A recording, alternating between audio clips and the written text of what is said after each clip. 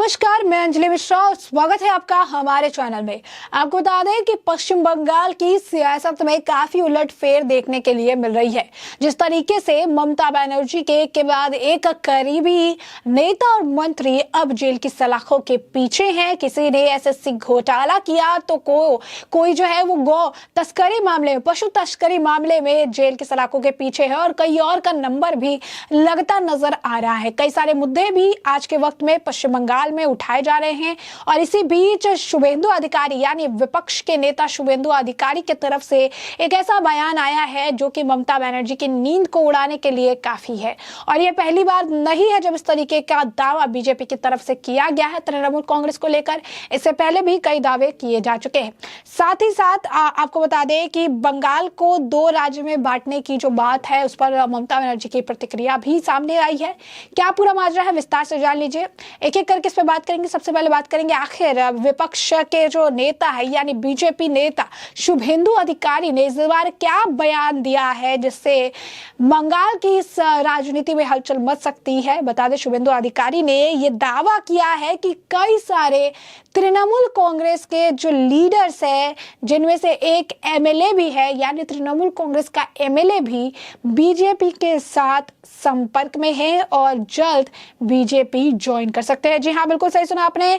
इससे पहले मिथुन चक्रवर्ती ने भी दावे किए थे कि 22 से 23 विधायक जो है वो बीजेपी के संपर्क में है और वो जल्द बीजेपी ज्वाइन कर सकते हैं। अब उनके इस दावों के बाद अब शुभेंदु अधिकारी का यह बड़ा बयान है कि तृणमूल कांग्रेस के कई सारे नेता, कई सारे जो लीडर्स है और उनका एक एमएलए भी अब बीजेपी को ज्वाइन कर सकता है और शुभेंदु अधिकारी को बंगाल बीजेपी अध्यक्ष भी बनाया जा सकते हैं। तो ये सूत्रों के हवाले से खबर है कि अगर बात करें बंगाल की तो बंगाल में विपक्ष यानी बीजेपी में इतने सारे हेरफेर हो सकते हैं। पश्चिम बंगाल का जो भार है शुभेंदु अधिकारी को दिया जा सकता है। शुभेंदु अधिकारी को पश्चिम बंगाल का बीजेपी अध्यक्ष बनाया जा सकता है। साथ ही साथ उनका ये बड़ा दावा है। बता दें इस तरीके के कई बार दावे किए गए हैं कि दिसंबर तक सरकार नहीं चल पाएगी, बहुत जल्द ममता सरकार गिर जाएगी। उनके कई सारे लोग जो है बीजेपी के टच में है, कई सारे लोग उनके समर्थक है और ऐसे में पश्चिम बंगाल में सरकार गिरना तय माना जा रहा है। कई तरह की विभिन्न तरह की प्रतिक्रियाएं, विभिन्न तरह के बयान आ रहे हैं और इसे भी शुभेंदु अधिकारी द्वारा ये बयान कहीं ना कहीं ममता बनर्जी की नींद उड़ाने के लिए काफी है। तो ये बड़ा बयान है उनकी तरफ से। वहीं दूसरी तरफ आपको बता दें कि बंगाल को दो हिस्सों में नहीं बांटने दूंगी ये कह रही हैं। उन्होंने कहा कि बंगाल को दो हिस्सों में बांटने की कोशिश कर रही है भाजपा।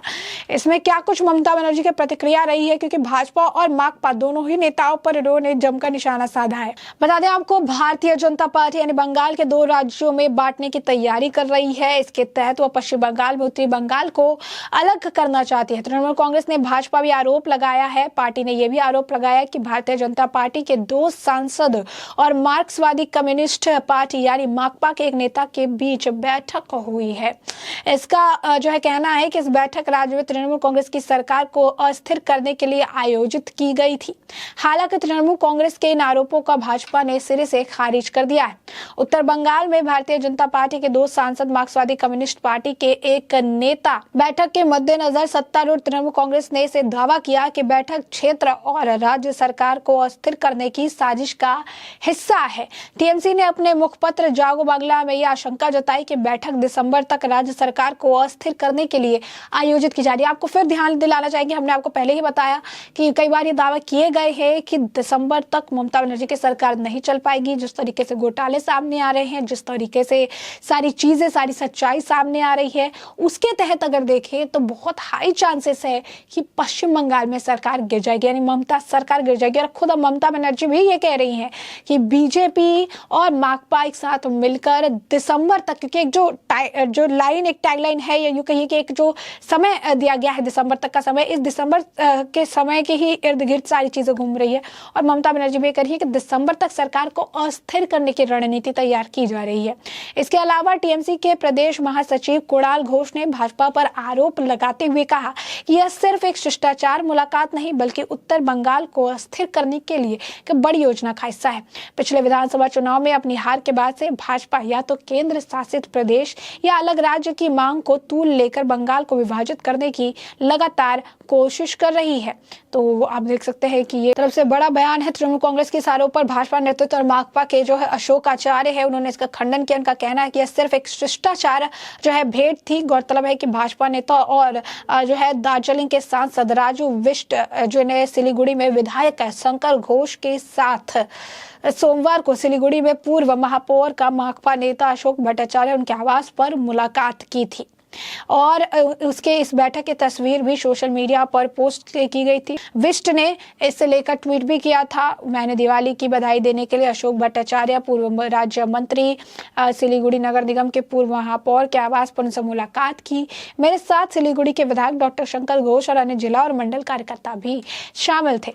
तो ये उनकी तरफ से बताया गया कि जो भी ये कह रहे हैं ये गलत है। वही तृणमूल कांग्रेस, बीजेपी और माकपा पर गंभीर आरोप लगा रही है, ये साथ में मिलकर हमारी सरकार को अस्थिर करने की कोशिश कर रही हैं।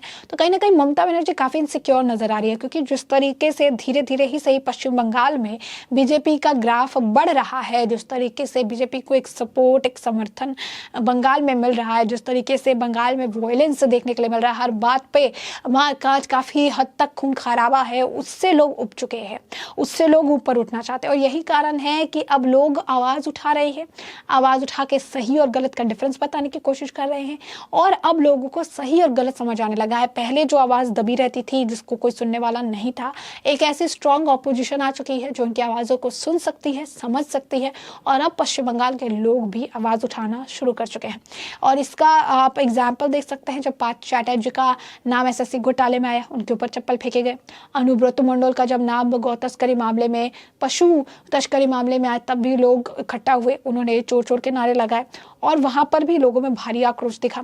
जिस तरीके से सारे मामले आए, जिस तरीके से लोग आवाज उठाकर चोर, निकम्मा और ये कहते नजर आए कि उन्होंने बंगाल की भोली भाली गरीब जनता को लूटा है, इससे भी यह बात स्पष्ट हो गई कि बंगाल की जनता काफी रुष्ट है, नाराज है इनसे, इनके काम से, और वो चाहती है कि थोड़ा बदलाव जो है देखने के लिए मिले। और यही कारण है कि ममता बनर्जी के सामने जब इस तरीके के दावे आते हैं, जब इस तरीके की बातें कही जाती है, तो वो इनसिक्योर हो जाती है।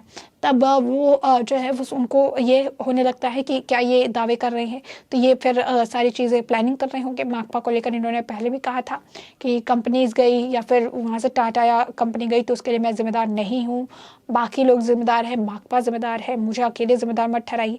तो ये ममता बनर्जी की राजनीति है जो समय समय पर उभर के सामने आती रहती है और ये देखने के लिए मिलता है कि किस तरीके से वो इनसिक्योर होकर बयानबाजी करती हैं, भाजपा पर सारे दोष मढ़ने की कोशिश करती हैं। दोषारोपण में वो ये भूल जाती है कि सोशल मीडिया का जमाना है और उनके हर बयान, हर चीजें प्रत्यक्ष को प्रमाण की जरूरत नहीं होती है। तो ये सारी चीजें जो है देखने के लिए मिलती है। तो एक तरफ हमने आपको बताया शुभेंदु अधिकारी का बड़ा बयान, बड़ा दावा है, तो दूसरी तरफ ममता बनर्जी का बीजेपी पर बड़ा आरोप है। तो ऐसे में हमने आपको पूरा मामला विस्तार से बताया कि पूरा मामला क्या है और इस पूरे मामले पर वो आपकी जो राय हो कमेंट सेक्शन में कमेंट करके जरूर साझा करें। धन्यवाद।